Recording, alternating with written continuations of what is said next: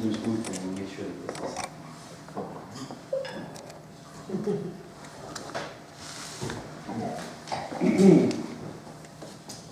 Hello again. Lawrence Ferlinghetti has described David Meltzer as one of the greats of post-World War II San Francisco poets and musicians. Meltzer began his literary career during the Beat heyday and is considered a prominent figure in the San Francisco Beat Renaissance. His many volumes of poetry include Arrows, Selected Poetry, 1957 and 1992, No Eyes, Lester Young, Beat Thing, David's Copy, and When I Was a Poet, number 60 in the Pocket Poets series published by City Lights. He has also published fiction and essays including Two-Way Mirror, a poetry notebook, and has edited numerous anthologies and collections of interviews, such as The Secret Garden, an anthology in the Kabbalah, Reading Jazz, Writing Jazz, and San Francisco Beat, Talking with the Poets. For decades, David Meltzer has read his work and taught at countless venues in the United States and Europe, and he continues to give talks and readings in the San Francisco Bay Area and elsewhere. In 2011, he and poet Julie Rogers married. They live in Oakland and now perform their work together. This year, City Lights reissued a special edition of Two-Way Mirror, the talk that David will be giving on Saturday has to do with that book. And former San Francisco poet laureate Diane DePrima says of him, David Meltzer is a hidden adept, one of the secret treasures on our planet, great poet, musician, comic, mystic, unsurpassed, performer with few peers, and yes, and that's right. He says I'm going, and just a delightful man who we all just fell in love with the moment we met him, and I think that'll happen here again today. David Meltzer, thanks for.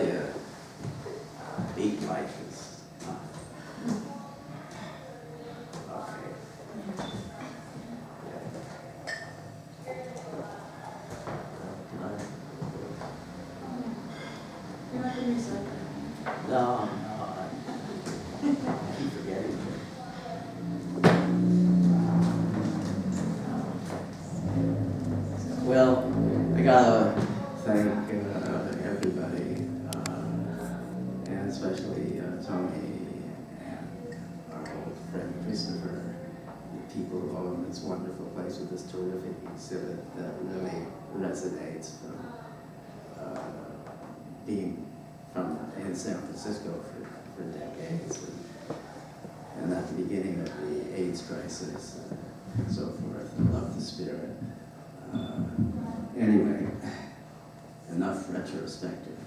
Of course, that's also all it is, isn't it, at some point, you know, I don't want to hear because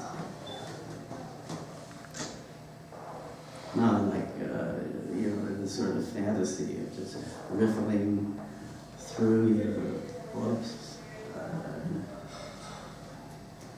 Cupped. Tarzan yodeled for a herd of elephants to decimate the white hunters drilling for oil in the heart of this jungle. They capped him king, forever captured on the screen. Tarzan will never be free to sing with power again. Who hears him sing immediately giggles or squirms about in discomfort. He is now a cliche, where before he was a warrior and singer without peer. This is history.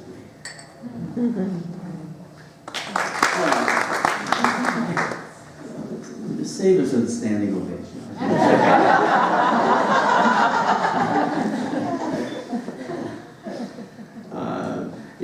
This is from, this looks very familiar, doesn't it? The designer, this is like the 60th Pocket Poet, and also it's City Lights' 60th anniversary. 60 years. Wow. And the designer and the editor decided if they could sort of make it look like Howl, the original. So, but this is not Howl. Believe me, you would.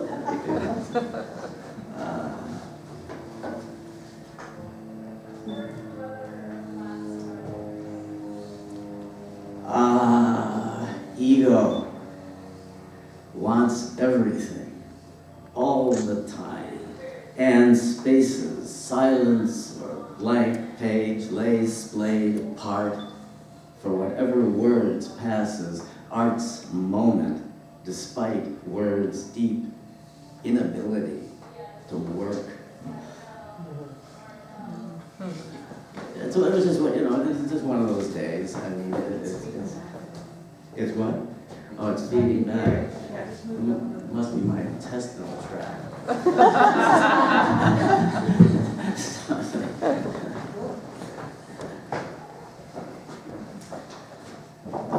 I'm trying to find the sweet spot. This is a poem called Zone. This is from the chapbook that Julie designed the cover for. Oh. Yes.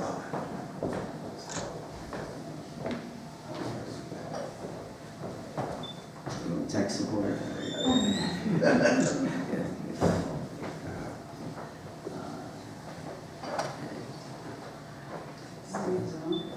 No. Deep fickle.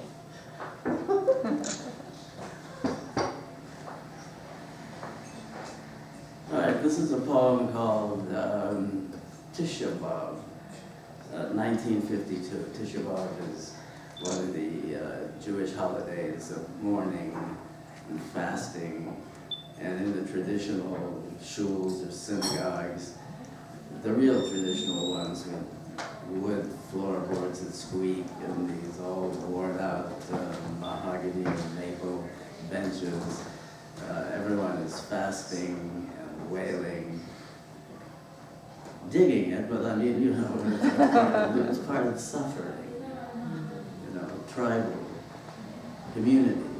So this is called Tisha B'Av, and this was a memory in 1952. I was but a lad.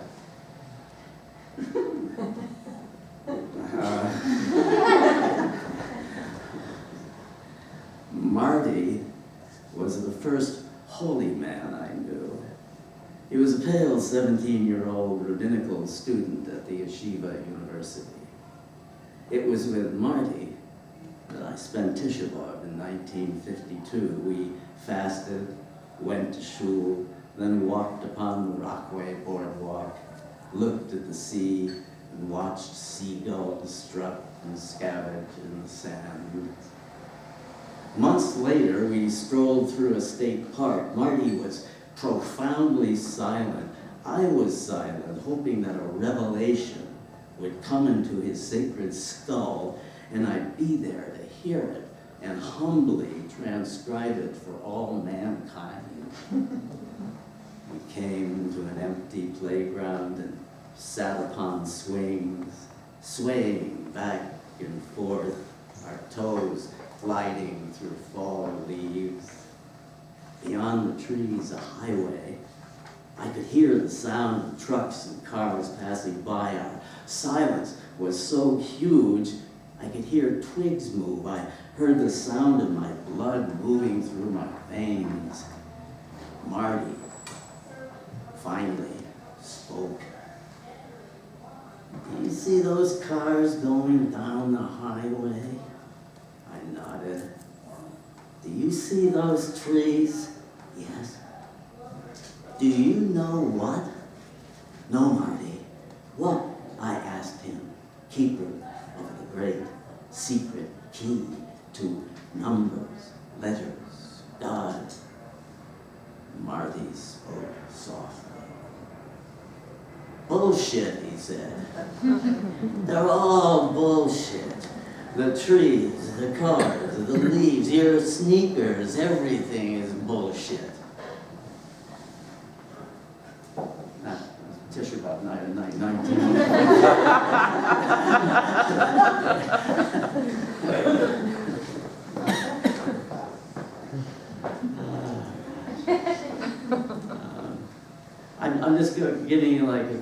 fractured chronology. So this is from 1960.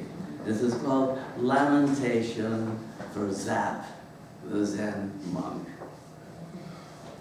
Cold grove to grow pot in, wet dew sops through sleeping bag. The hibachi's all rusty, cruddy with dog shit, dung of cranes. Wind topples down bamboo tent and tender flesh bruises. Only the mind hardens like ice to crack and melt into a stream, which perhaps touches roots like nerve ends closest to this dream of earth.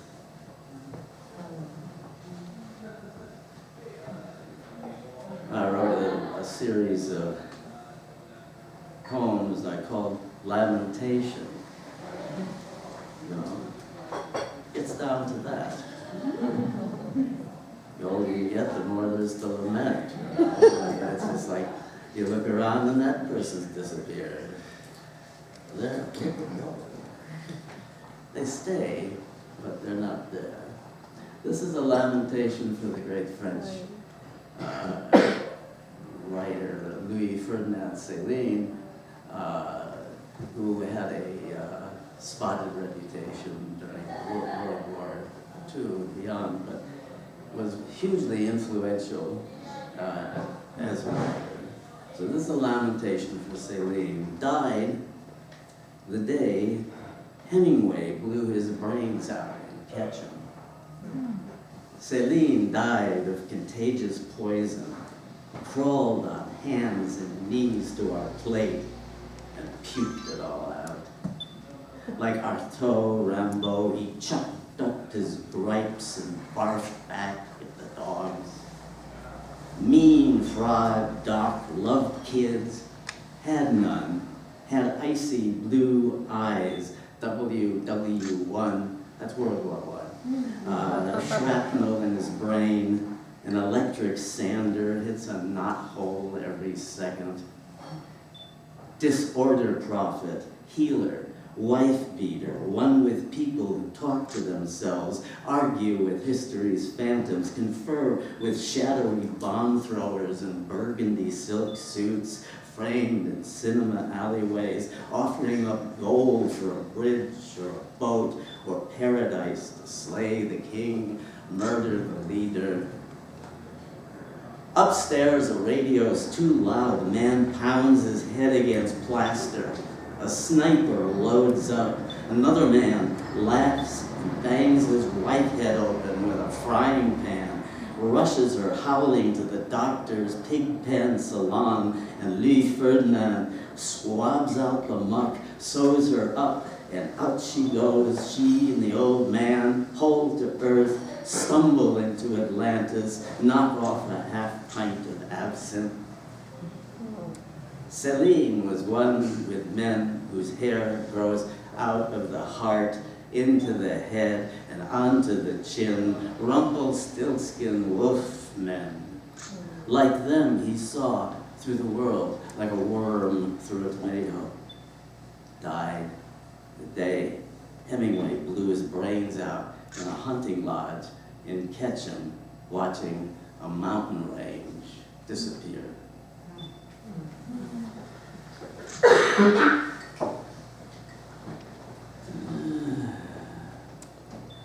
Jesus, I've written an awful lot.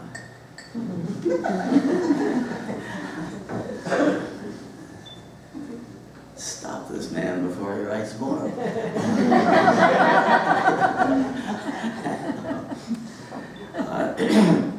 Even though I'm sort of from the, well, I am from the East Coast, and I do have a regard, though kind of removed, to what we call nature. And it's interesting that we call nature something separate, separate from us. Hubris springs enormous. But anyway, this is my nature poem. Absurd. We talk of progress. My hair falls out all over the place into a bowl of mushrooms. What a mess. How much of it I swallowed, yet I let my hair fall. Ha! See how man copes with nature. My teeth shrink, rot into nerve end threads. The enamel turns upon itself. I allow my teeth to disappear. My face falls into place. Wrinkles work into folds, crack and sag over my bent jaw. I allow my face. My tongue dries like a prune. Too much air. I let my tongue evolve. Soon, I'll be an old man. Many years ago, I was a baby. Absurd, we talk of progress.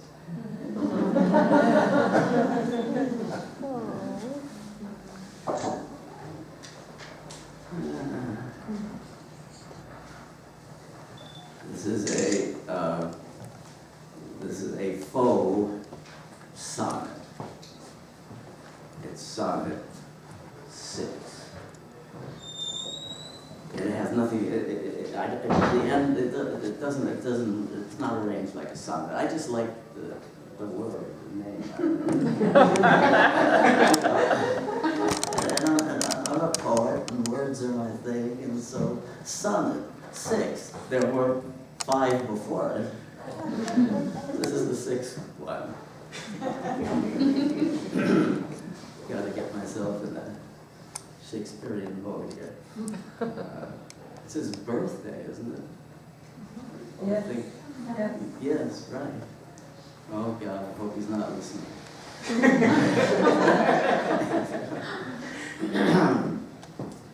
My father becomes my angel, watching me write poems about Zohar and the music of clouds.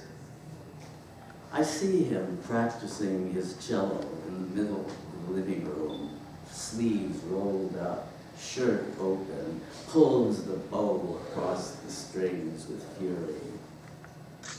My father is my angel watching over me like a piano teacher. We never understood each other, that we were different, that we were the same, strangers with the same face. We never understood we were the same, we were different, and now he is my angel watching over me as I write to you and sing his name. And we are not so different, are we? You and me and my father.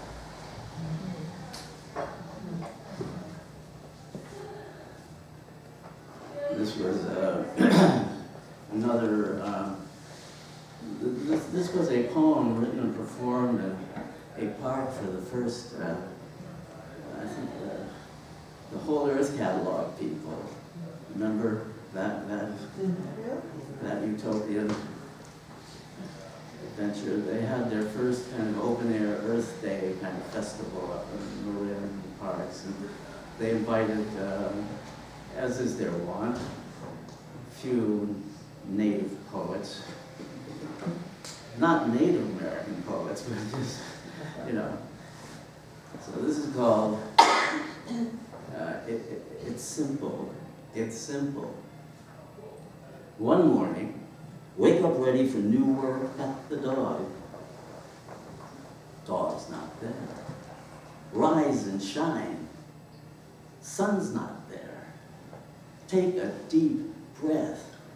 No air. Look for the sun. No sun. It's simple. Wake up one morning ready for new work, and the animals are on strike with the air, the sea, the earth quits us, casts us off like a sickness in her fiery core. That was many moons ago.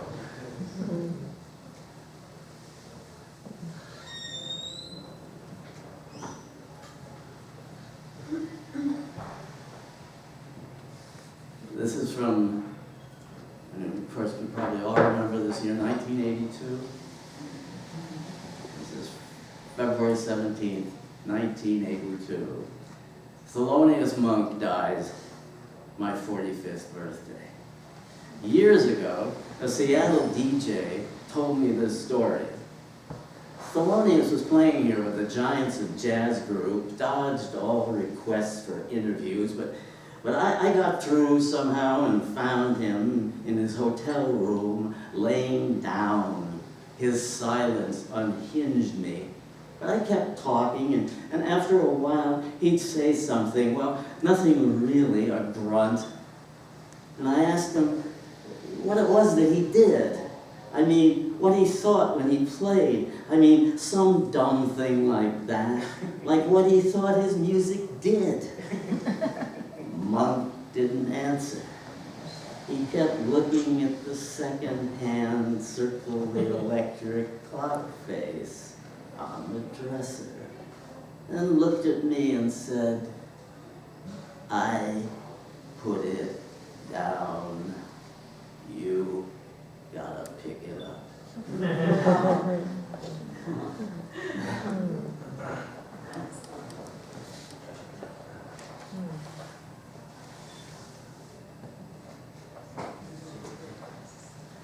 I'd like to, this was a poem that I experienced, like Julie experienced the poem she talked about. It was suddenly where the poem, and it's rare, and you know it whether you're making music or poems or art, you become like a kind of, literally a vessel. This thing goes through you, and if you pay attention, it goes away. So how do you maintain that balance between letting it go and trying to guide it along? Anyway, so this poem comes out of a lot of thinking that I reflect even more so today about what's now called like PTSD, which in World War I they call shell shock. And they keep on euphemizing it, and now they initialize it so that it doesn't really tell you anything. And it's easier to forget or not to get involved in the process and the pain. We're not meant to kill each other. This is called Brother. Brother died. There was no choice. Brother died in bed, a radio near his head repeating rosary news of a word world, abbreviated fragments, casualties, stocks, weather reports, traffic jams, sports equations. Died without thought of power. Died with a name nobody knew but we who buried it. Brother died devoured, alarming what was left of his body. Bones shattered by plague and abundance. Tongue and nerves retracted, shrunk by the touch of all of it. Too painful. None mythic death. No martyr. Brother died for no known cause. Slowly died before us. We don't know why. Brother came home that summer, stunned by insight so right it stopped him, drew blood from his veins, reduced him to a gnome, bent over in silence on the bed like a pea pod. We let clean sheets fall gently on his body, not to break anything. It was that bad. Shades drawn, then double drawn, always night. The radio repeating news rosary 24 hours a day, except Sunday, when prophecy, redemption, damnation choirs make brother suffocate, scream into rubber foam-filled pillows, his mouth tore at like a dog. Brother died. There was no choice. Brother returned home from war with secrets he never told. Everyone asking him, well, how did it feel? How many did you kill? Did you see their faces? He never told them anything, but asked about wheat and rock and roll and Stop eating meat, such a mystery. Upon his face, it froze there. Nights, the garden roared open and lovers ran off in panic. Mortar shells lit freeways. He wouldn't eat shellfish. They were scavengers, insides filled with pearls and ribbons of poison. Brother bought a Bible, which led him to Market Street to preach apocalypse to nobody, passing around him like a lighthouse, everyone going elsewhere, while junkies and crazies watched Brother preach, reaching for light beyond ruin. Brother at full moon buried the Bible, wrapped in a flag of yesterday's newspaper. Brother awoke to shave his head, eyebrows, pubic hairs. Brother sat naked in the backyard for days until hair sprouts like occult runes reappeared upon his gaunt body. Brother marched with others into a city and saw himself later on TV in a cell. A self-announced angel pulled off his pants. They had to stuff a sock in his mouth. Everyone took turns. Brother lost count. Basic numbers crashed at the bank. He couldn't remember his social security number, and when the phone was put before him like a blue plate special, he blanked out his home phone number. They didn't know what to say to him. Not even the bank president yelling in his ear could break the silence of vanishing numbers. Racing down the drain, even his address, then his name, stammering letters and numbers, memory emptying out. He made sounds they turned away from. Speed popping attendants clanked a gurney into the bank. Nobody blinked as they strapped Brother down. 4 TV cameras memorized it. Brother, the land repair, returned to us in a wheelchair. A hunger to build a 10-by-10 shed in the backyard, paint murals on the walls, read through a stack of paperbacks bought from a New Age bookshop, heal and return to life, all systems cleansed, complete, blank page, ready and able, Selah, Selah. Brother died. We know not why. There was no choice. Brother died in bed, a radio near his head, repeating rosary news of a world 24 hours a day, abbreviated fragments, casualties, stock market, weather report, traffic jams, body count, sports equation, child mutilation, decapitation, husband tears wife apart, wife rips out his tongue, nuns rape, dogs rat poison, suicide club, rented plane crashes at the Mount Rushmore. 24 hours a day, repeating rosary news of the world near his head, in bed. Brother died. Brother died. We knew he would. There was no choice. Brother in his shed tracked words to roots. No difference between barbarian or wizard. One clan scales the pyramid of another, plants a flag into the king's cracked skull. Brother went with tape recorder to street corners, asking questions nobody answered. What difference does it make? Nobody stands a chance, they said. Nazi or Maccabee, none less noble than the other. Brother tirade. Brother wore down. Brother came home that summer, stunned by insight so right it stopped him. Drew blood from his veins, bent over gnome in the bed, pea pod. We let clean sheets gently fall on his body, not to break anything. The pain that bad, burned from within, shades double drawn, always night, the radio on, 24 hours. Brother remained silent, eyes open until they shut. Sheets soaked with pallet of bodies collapse. Died. There was no choice. We know not why. Nobody on heaven and earth to remember brother.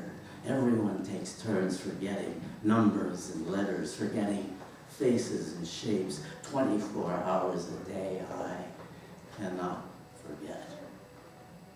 Brother died. There was no choice. Thank you.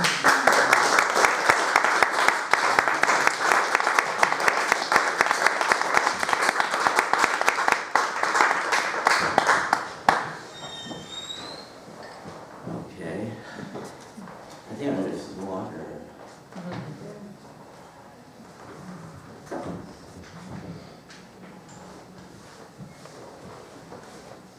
You know, it bothers me even more because of the scandal of the VA today and the government's powerful lack of support for the survivors.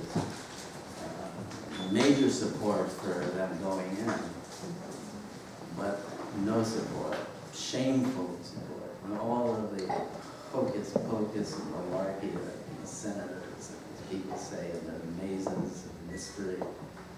Bad. Let me shift gears here.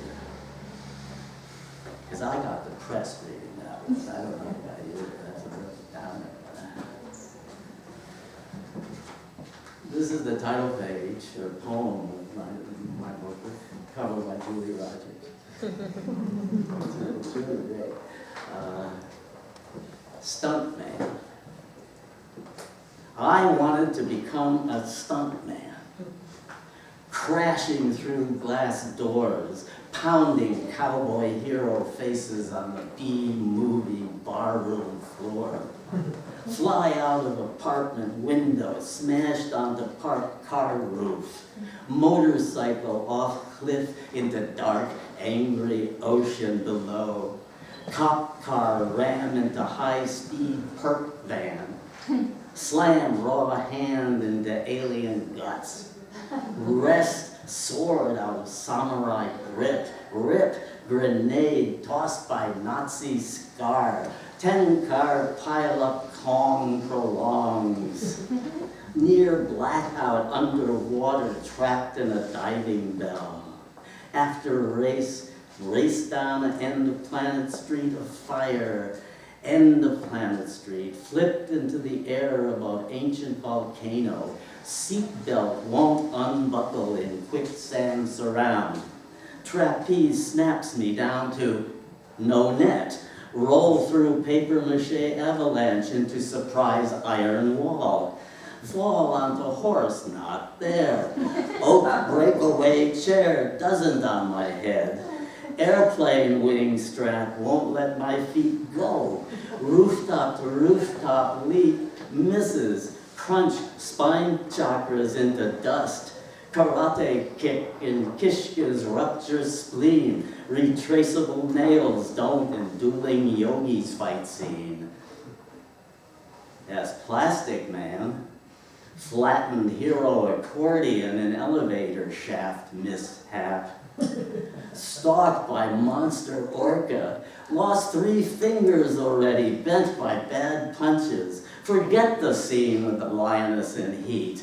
And more of the lures they splash on movie ads. I wanted to become a stuntman. I became a poet.